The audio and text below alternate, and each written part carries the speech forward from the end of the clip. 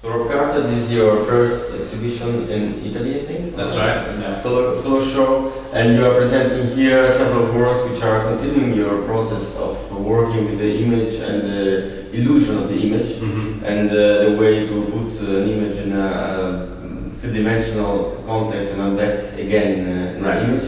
But for this exhibition, there is a special element which is appearing and which is giving also probably a kind of connotation of time in these displays. Right. How did you come about this idea about to make these plans? Right.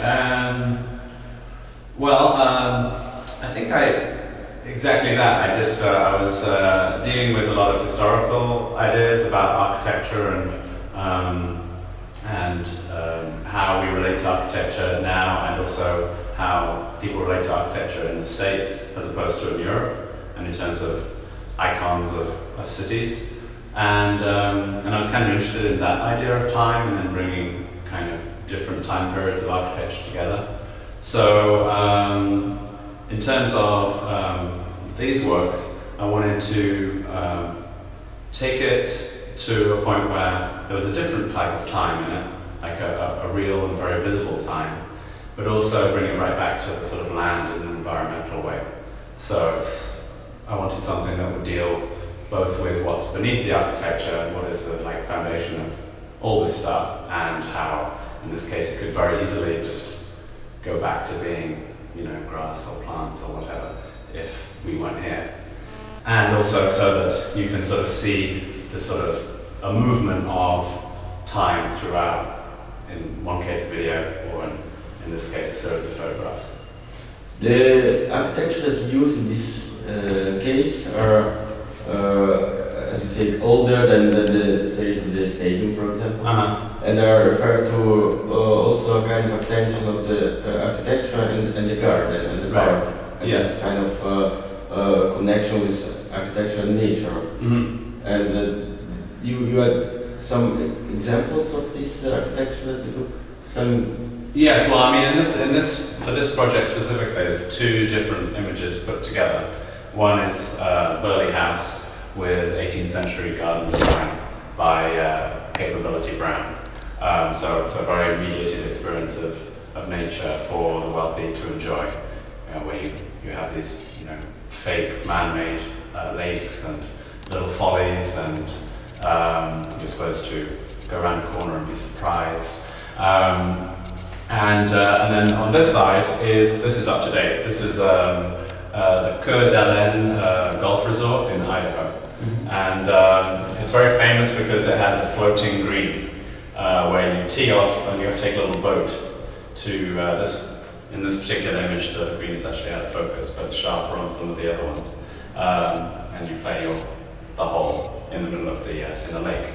So again, it's really just a comparison of these two very, very kind of mediated experiences of nature, one in the 18th century and one in the 20th century, where in this case it's a sport, but it's a very specific pastime which is all about experiencing nature, only it's constructed nature. So in this project, there is that element, and then also a completely wild element, which eventually ties the two images together into one.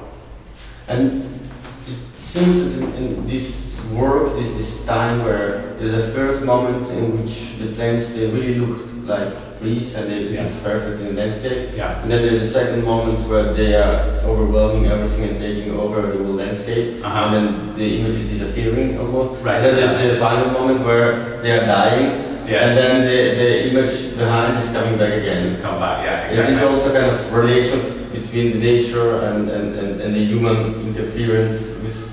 Yes, I think so, yeah. I mean, I think it's really about how temporary it all can be, depending on many different interfering facts. I mean, in terms of the final image where everything's dead, it's actually me cutting down, so it's me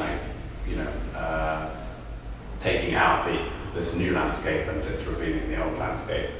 But I think it's I mean, I just really, essentially with this, enjoy that kind of those stages. It's not just time, but it's also, the illusion changes each time as time moves on, which is kind of a lot of fun, I think.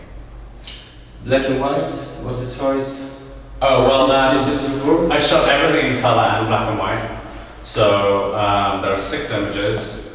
The first image is totally black and white. The 6th image is totally black and white. The 5th image is entirely color. And so as you move through the series, they become more saturated. So as the plants grow and take over, they become greener. So I was kind of interested in the way that black and white is very democratic, and it ties the images together. Whereas in this case, if this was color, the plants would really stand out because the actual images themselves are black and white, the photographs, and so I like the fact that it ties it all together. And as the plants become more predominant, and they take over, they become more saturated. And it seemed like a good format to sort of show that kind of natural life, sort of coming out eventually and being full color at the end. Then that's why it's also interesting. You use very often stadiums or sports architecture. Right. And is there a specific reason that you are using this? Yeah, I've been interested in stadiums for a while. I've been interested in theatre for a while, and I think that's what really led me to it. And at the same time, I've become, since I moved to the States, I've become more and more obsessed with sport in terms of my own enjoyment of it, but also in terms of being interested in how it kind of unifies and separates society and its religious connotations in terms of this sort of like congregation of people within an architectural place in a way that doesn't really happen to most people on a day-to-day basis. These days it sort of feels like it's, the stadium, you don't really necessarily think about it when you're in it, but it's doing a thing to people, and I find that kind of fascinating to work with.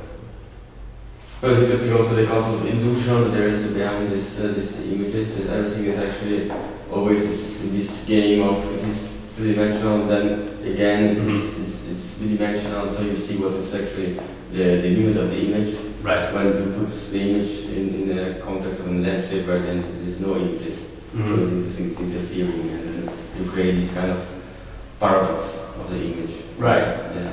Yeah, I mean, I definitely like that sort of layering of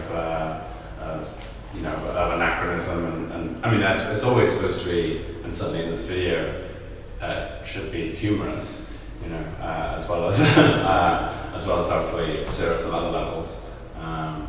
But that kind of layering of meaning and changing through the images and through your understanding of the images is important to me. Does that make sense? Thank you. Well, thank you for inviting me in.